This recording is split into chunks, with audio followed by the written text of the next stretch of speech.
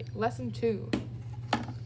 Welcome back to ARTSAK lesson 2. This lesson today is going to be on monkeys in the orange grove. It's a painting by a French artist named Henri Rousseau. He actually didn't go to art school, but he loved painting in his free time. He would go to zoos and to outdoor gardens and parks, and he would just paint the wildlife, and he loved it. So we are going to be doing this painting right here, Monkeys in the Orange Grove, today. So you're going to want to start by getting out your sketchbook, and the first step, which I already have done, is drawing your first layer. So I drew my first layer, so now I'm going to draw my second layer, because this is going to be our finished product. You can see the green is the first layer and the black is the second layer. So I have my first layer drawn. I recommend that you draw your first layer first and then draw your second layer on top so you can differentiate which layer is which. So I'm just going to do, this is just a sketch to practice. Kind of figure out where you want stuff to go. Make sure you add your oranges on there somewhere. All right. Kind of use the whole page too. We want to use the whole page. Make our art really wild. When I'm making my leaves or plants, I'm simply drawing a curved line. Here, I'll draw one right here so you can see it. And then I'm adding leaves, kind of pairs of leaves in different directions, different levels. Kind of getting smaller at the top and getting bigger at the bottom like plants usually do. Almost looking like a fern. Okay, so I have my rough sketch drawn in my sketchbook, so I'm going to put that away to look at it. And then the first step we're going to do is you're going to draw your sketch onto your blue paper. And then you're going to want to take your green paint that you mix and paint your first layer. So I've done this already. Make this video a little bit faster. And then I have black paint and orange paint on my palette already that I mixed. When you're taking paint out of the paint containers, I recommend using the bottom of your paintbrush. So this is my green that I mixed up. Just use the bottom to put it on your palette. That way you don't get your bristles all full of paint. And then you can just grab your water cup and rinse the back of the brush off. And then grab your tissue or toilet paper, whatever you're not out of, and clean it off. And that's an easy way to get the paint on your palette. Also, when you start, make sure you get your newspaper down so you don't make a mess. It's always easier to have the newspaper down when you clean up. So now the next step, as you can see, I have my green on the first layer already painted down. I'm going to start painting my black. So when we're painting the black, we're going to take some water from our water cup, and we're just going to thin out this black a little bit so it's almost like the consistency of a watercolor. Okay? When you're putting it on your brush, I like to twirl it onto my brush because then it shapes your brush as you put the paint on it so you can get nice tight lines. So now I'm just going to go over my first layer and paint on my second layer. So I got a tree painted here. And you see how now that I added water to the paint, it thins it out. Are you using glue this time? Nope, I'm not using glue, just our acrylic paint. I think it's tempera, right? Or tempera, yep, tempera. The nice thing about tempera is if you get it in your clothes, it washes out pretty easily, but you gotta get it out right away, otherwise it might stain. Alright, so here I just painted the ground line so we can see where the ground is.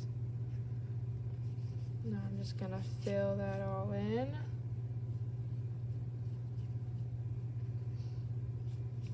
I kind of like how it has light and dark areas. It almost makes it look more dimensional that way than if it was just solid. Is that because you added water? Yep, the water makes it translucent. So depending on how thick or thin you apply your paint, you're gonna get different values and different texture from doing it like this too.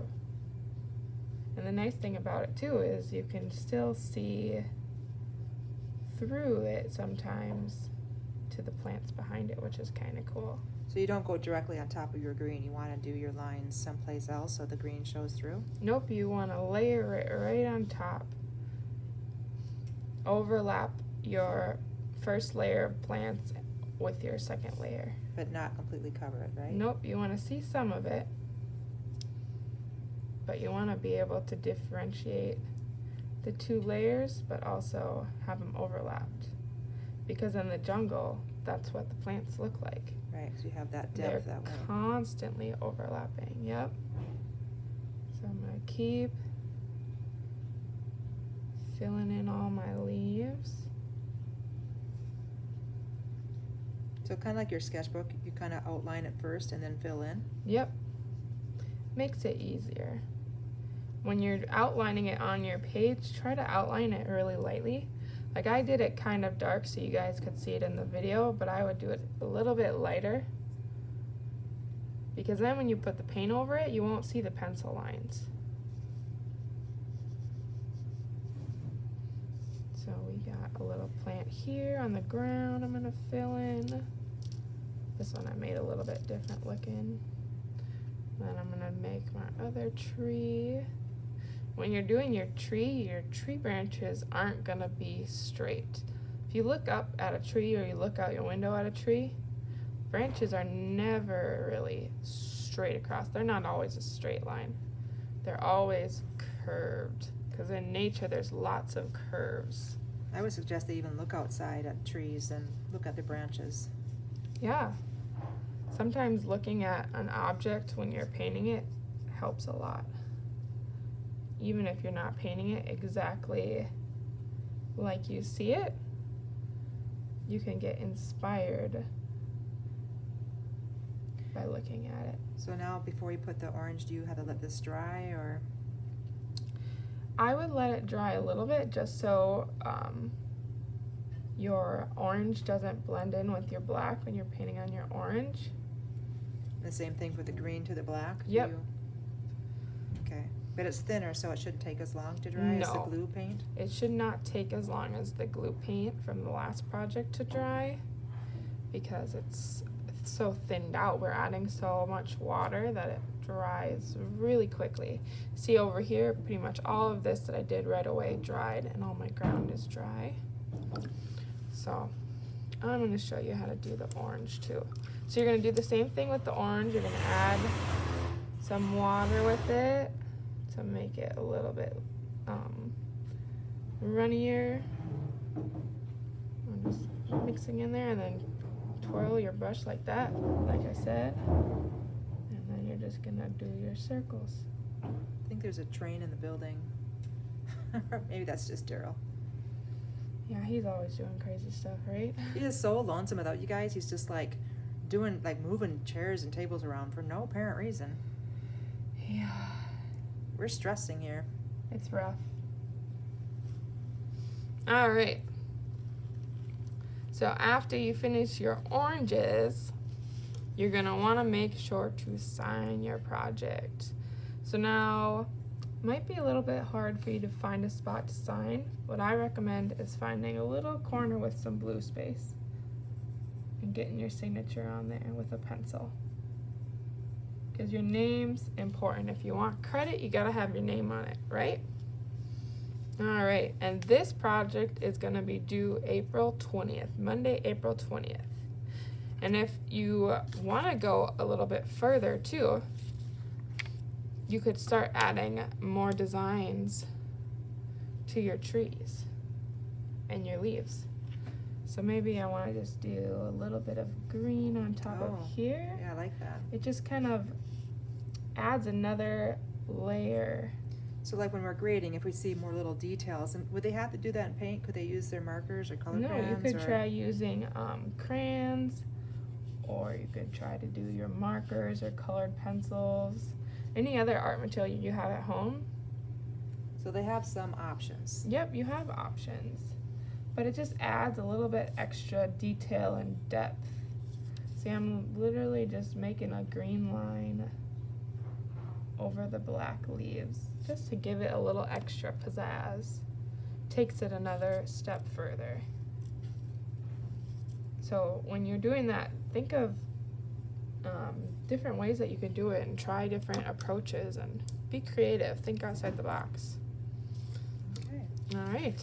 So that is the end of our lesson with the Henry Russo Oranges in the Forest, or Monkeys in the Orange Grove.